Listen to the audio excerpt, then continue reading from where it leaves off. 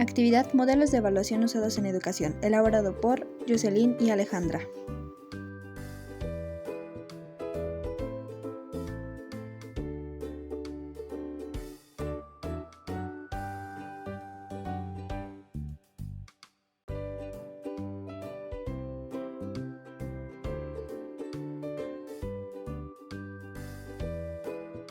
Tyler desarrolla el primer método sistemático de evaluación educacional, así que el modelo de Tyler consiste en la comparación entre resultados esperados, que son los objetivos educacionales, y resultados obtenidos, inferibles a través de las respuestas proporcionadas por los alumnos en las pruebas. La finalidad de la evaluación reside en el análisis de la congruencia entre estos objetivos y los logros. Este modelo se funda en comprobar si el comportamiento final del alumno concuerda con los objetivos formulados. Es esencial el uso de test y pruebas estandarizadas para la recolección de la información. El procedimiento de este modelo se sintetiza en 8 aspectos. El primero es reconocer las metas u objetivos que el programa espera promover y alcanzar. El segundo, ordenar los objetivos de modo jerárquico. Tercero, definir los objetivos en términos de comportamiento. Cuarto, establecer situaciones y condiciones en las cuales puede ser demostrada la consecución de los objetivos. Quinto, explicar los propósitos de la estrategia al personal más importante, que es el profesorado encargado de realizarla, y cuáles serán los momentos y situaciones más adecuadas para la evaluación. Sexto, elegir o desarrollar las medidas técnicas de evaluación apropiadas, capaces de medir de manera adecuada las condiciones y los indicadores del logro de los objetivos, de ser posible instrumentos objetivos y estandarizados, y utilizar los procedimientos estadísticos apropiados. Séptimo, recoger y analizar la información necesaria, que podrían referirse a los centros, a los programas desarrollados o al aprendizaje concreto de los estudiantes. Y el último, contrastar los datos con los objetivos del comportamiento esperado, concluyendo si hubo o no un logro de estos y en qué medida. Modelo de Adams. Para Adams, el proceso de evaluación está fundamentado en las mediciones. Este proceso sigue una secuencia de fases o estadios. Estas etapas se describen como las siguientes.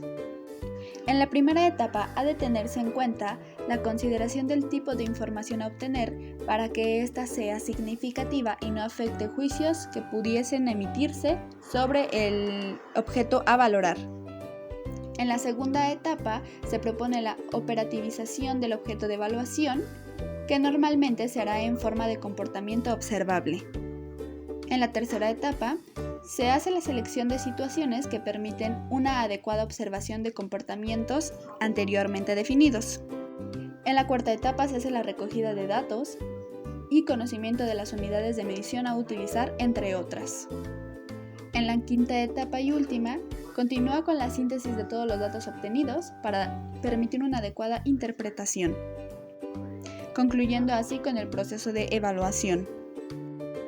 Para TABA, existe una necesidad de elaborar los programas escolares basándose en una teoría curricular que se fundamente en las exigencias y necesidades de la sociedad y la cultura. El resultado de ese análisis realizado a través de la investigación constituye la guía para determinar los objetivos educacionales, seleccionar los contenidos y decidir el tipo de actividades de aprendizaje que deben considerarse.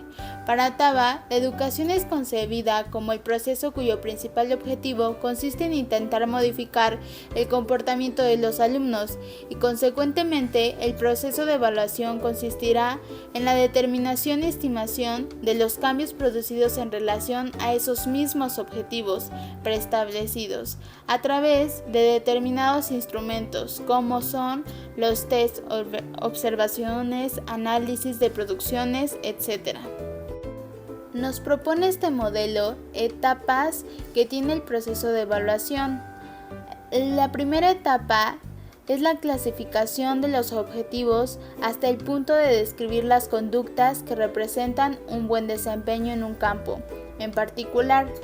La segunda etapa, como nos proporciona el gráfico, es el desarrollo y empleo de diversas maneras de obtener evidencia acerca de los cambios que se producen en los estudiantes. La tercera etapa son los medios apropiados para sintetizar e interpretar esas evidencias. Y el cuarto es el empleo de información obtenida acerca de si los estudiantes progresan o no con el objeto de mejorar el currículo, la enseñanza y la orientación. El modelo de Hilda Taba nos proporciona 6 criterios que deben cumplir los programas de evaluación. El primero es la compatibilidad de objetivos, puesto que la educación debe ser compatible con los objetivos del currículum y tener así una relación integral y estar inspirada por la misma filosofía para que haya una congruencia recíproca. El segundo criterio es la amplitud. El alcance de los programas de evaluación debería ser tan amplio como el de los objetivos de la escuela. El tercero es el valor del diagnóstico. El diagnóstico es importantísimo porque los resultados deben distinguir los diversos niveles del rendimiento y describir los aciertos y deficiencias tanto en los procesos como en el producto. El cuarto criterio es la validez.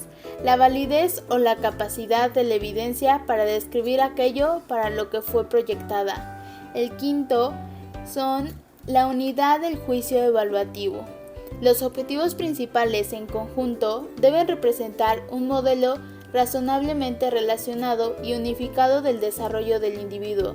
Y el último criterio es la continuidad. La evaluación debe ser un proceso continuo y una parte integral de la evaluación y la evolución del currículum y de la instrucción. Para Carreño, los procesos de enseñanza-aprendizaje se dividen en 3 fases estrechamente relacionadas entre sí, que son la de planificación, ejecución y evaluación. El proceso de evaluación se debe conjugar tanto los datos obtenidos a través de las mediciones como los recabados de las observaciones, según puede apreciarse en el esquema. Los primeros otorgarán una mayor objetividad, así como la facilidad que entraña el manejo de datos numéricos para su análisis y para la posterior emisión de calificaciones. Los derivados de las observaciones, eminentemente cualitativos, servirán para la evaluación, aunque representarán mayores dificultades para calificar. Para este modelo, la evaluación debe expresar la eficacia de los programas educativos en función de si se consiguen o no los objetivos propuestos. Incide en la importancia que poseen diferentes variables relativas a la enseñanza y a la institución en donde ésta se desarrolla como condicionadoras de la conducta del alumno. Por ello, resalta la importancia de su descripción y posterior análisis para interpretar de manera correcta las mediciones sobre el rendimiento académico de los estudiantes. Lo más importante de estos autores es la importancia que le dan a los estadios primero, tratando de implicar en el desarrollo del programa a todos los participantes, cuarto y quinto de su diseño, con la utilización de múltiples criterios de medida para determinar hasta qué punto se han conseguido los objetivos. Michael incorpora por primera vez la concepción ética como criterio de evaluación a través de su idea de evaluación retributiva, o también conocido evaluación centrada en los efectos producidos por los programas de la enseñanza, puesto que para él no tiene sentido conocer hasta qué punto han sido conseguidos si no tienen valor. El papel que debe de adoptar el evaluador debe de ser crítico y activo con respecto al valor de dichos objetivos, censurándolos e incluso rechazándolos abiertamente si atentan contra la dignidad de las personas. También plantea la evaluación comparativa, que también podríamos encuadrarla dentro de aquellos modelos que especialmente son diseñados para ayudar a la toma de decisiones, puesto que la idea clave para este autor es que en el ámbito de la educación hay que tomar decisiones sobre diferentes currícula. Estas se facilitarán eligiendo desde distintas alternativas, pero para decidir de aquellas suficientemente eficientes se deben conocer sus desigualdades y el tipo de efectos que cada una provoca. El modelo de acreditación se realiza a través de una autoevaluación de los participantes por medio de criterios de evaluación determinados a priori, a través de programas que significan un factor de procesos que tienen como resultado final la evaluación. El modelo Evaluación del contexto, de la información, de los procesos y de los productos, mejor conocido como modelo CIPP, tiene una filosofía importante, puesto que para él la evaluación debe ser una herramienta que debe utilizarse sistemáticamente de un modo continuo y cíclico. Para ello se describen 3 estadios o fases para la especificación, obtención y síntesis de la información que se ha de ofrecer a quienes toman las decisiones. Entonces vemos en el gráfico que la fase 1 es delinear la información, que es la concretación de los requisitos exigidos para la toma de decisiones. La segunda fase es obtener esa información recogida y organizada para su análisis de la información, utilizando procedimientos técnicos como la medida y la estadística. Y la última fase, la tercera, es ofrecer la información, que es una síntesis de esta, de modo que sea lo más útil posible para los fines de la evaluación. Nos menciona este modelo que existen diferentes tipos de decisiones y situaciones que se toman según el modelo. Son 4. La primera es homeostáticas, la segunda incrementativas, la tercera neomovilísticas y la cuarta metamórficas. El modelo CIPP se relaciona con la dicotomía formativa-sumativa propuesta por Scriven. Distingue los que considera 2 aspectos esenciales que debe cumplir cualquier programa de evaluación: la evaluación orientada a la facilitación de la información para los que han de tomar decisiones, que adquiere una naturaleza formativa, y él lo denomina proactiva, y cuando su finalidad es la de rendir cuentas, en cuyo caso alcanza la característica de sumativa y él la llama retroactiva. El modelo CSE, al igual que el modelo CIPP, está igualmente orientado a la facilitación de la toma de decisiones. La principal diferencia respecto de aquel estriba en su consideración, por igual, tanto de los procesos como de los productos que se van originando durante su desarrollo. El modelo CSE tiene sentido cuando hay que decidir entre la adopción, mejora o extinción de un programa educativo que ya está experimentado. Consta de 5 estadios que van desde la determinación de los objetivos necesarios para conseguir el perfeccionamiento del programa a la evaluación de los resultados finales. En los modelos de evaluación utilizados en la educación se encuentran los modelos alternativos. El primero de estos es el modelo crítica artística, en donde se ve a la evaluación como un proceso en donde se enjuicia el valor. En el ámbito educativo es el propio profesor. Este es un experto que juzga estos procesos educativos comprendiéndolos profundamente, y como fruto de esta comprensión es capaz de describirlos, interpretarlos y valorarlos. Cuando se menciona esta tarea de describir, se lleva a cabo desde 2 perspectivas distintas: la fáctica, que es cuando se extraen los datos, y la realidad, incluso a través de metodologías positivistas tales que sean capaces de expresar la naturaleza de los hechos, y artística, referida a la forma de expresión de los datos utilizando incluso las metáforas de modo que faciliten su más adecuada comprensión. Cuando se habla de interpretación, se realiza a la luz de la teoría y de la práctica, de modo tal que ambas dimensiones se vean mutuamente enriquecidas. Y el tercer aspecto, que es la valoración, teniendo en cuenta y en consideración la comprensión de las características concretas de la situación en la que se desenvuelven los procesos de enseñanza. Scriven Formó parte de los principales proyectos de evaluación llevados a cabo en Estados Unidos en la década de los 70. En estas intervenciones se dio cuenta de cómo los evaluadores se veían condicionados por los objetivos de aquellos programas que pretendían evaluar, sesgando en muchas ocasiones los resultados de su análisis. Para impedir de hecho y liberarse las limitaciones impuestas por el conocimiento previo de las metas de los proyectos, propuso que los evaluadores no solo debían de calibrar el valor de los fines educativos y de los resultados previstos, sino también aquellos otros productos obtenidos, no pretendidos, pero que pudieran ser incluso más relevantes que los anteriores.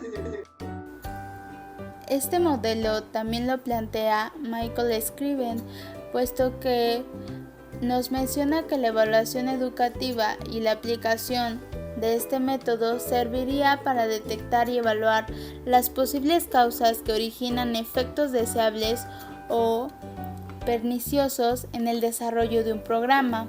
Así, el evaluador se convertiría en un investigador que trataría de encontrar determinadas cadenas de sucesos características a las que denominó como modus operandi.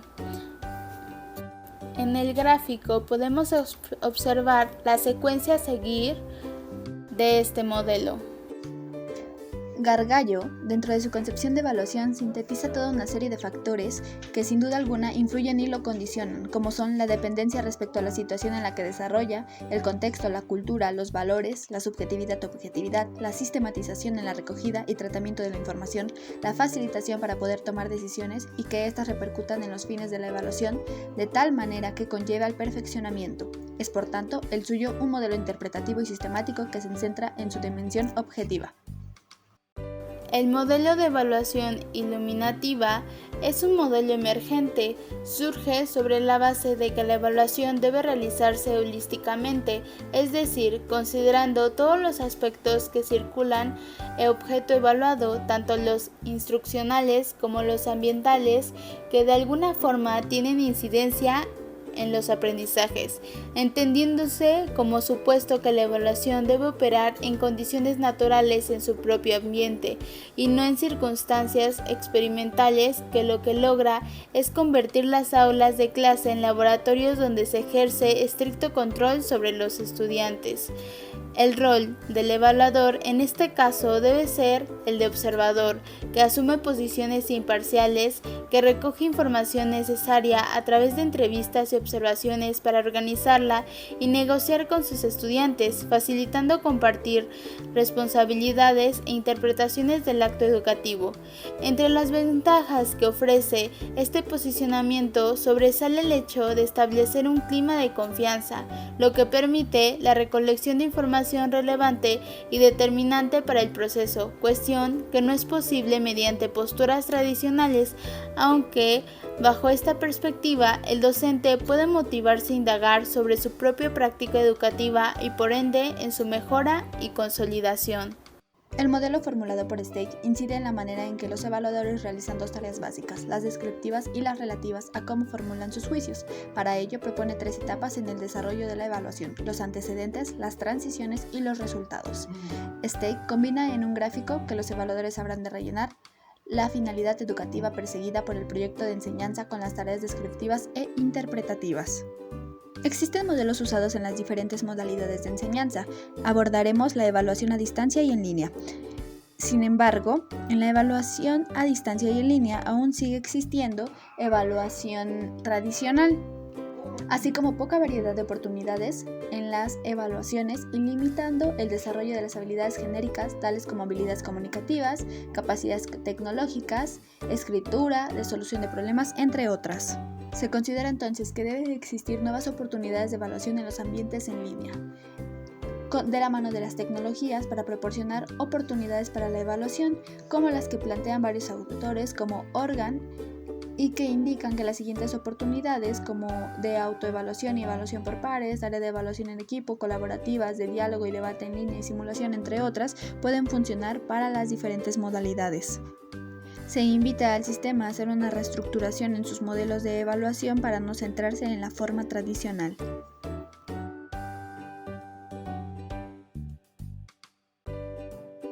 Existen diferentes tipos de evaluación. El primero es según su finalidad y función. La función formativa se utiliza en forma preferente en busca de estrategias de mejora y para ajustes sobre la marcha buscando cumplir con los objetivos planteados.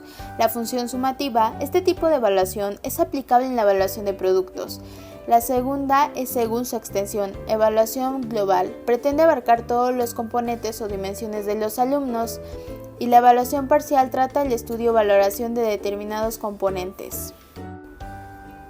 La evaluación según sus agentes evaluadores es la siguiente. Puede ser evaluación interna y evaluación externa. La interna es la cual es promovida por los propios integrantes de un centro o programa educativo. En este tipo existen diversas alternativas de realización: la autoevaluación, la heteroevaluación y la coevaluación. La autoevaluación es cuando los integrantes evalúan su propio aprendizaje, su propio trabajo. Por ejemplo, un alumno evalúa su rendimiento y un programa lo hace sobre su propio funcionamiento. La heteroevaluación, este tipo de evaluación, es realizada por personas distintas a las evaluadas. La coevaluación es aquella en la que los sujetos o grupos se evalúan mutuamente. Ahora vamos con la evaluación externa. Se da cuando agentes no integrantes de un centro escolar o programa evalúan su funcionamiento. La siguiente es según el momento de aplicación. Estas pueden ser tres: la evaluación inicial, la evaluación procesual y la evaluación final. La evaluación inicial, esta es cuando se realiza al comienzo del curso académico e implementación de un programa educativo. Se usa para mencionar los objetivos que se pueden conseguir. La evaluación procesual consiste en la valoración a través de la recolección continua y sistemática de información. Es importante su uso dentro de una concepción formativa de la evaluación. Y la evaluación final consiste en la recolección y valoración de datos al finalizar el periodo de tiempo establecido para lograr el aprendizaje o el cumplimiento de objetivos de un programa. Y la última es la evaluación según el criterio de comparación. Cualquier valoración se hace siempre comparando el objeto de evaluación con un patrón o criterio. En este sentido encontramos las siguientes: autorreferencia y heterorreferencia. Autorreferencia es el caso en que el propio sujeto analiza sus capacidades e intereses, las metas que se ha propuesto alcanzar, considerando el tiempo y esfuerzo invertidos. Y la autorreferencia se da en el caso de que las referencias no sean del propio sujeto o programa de estudios.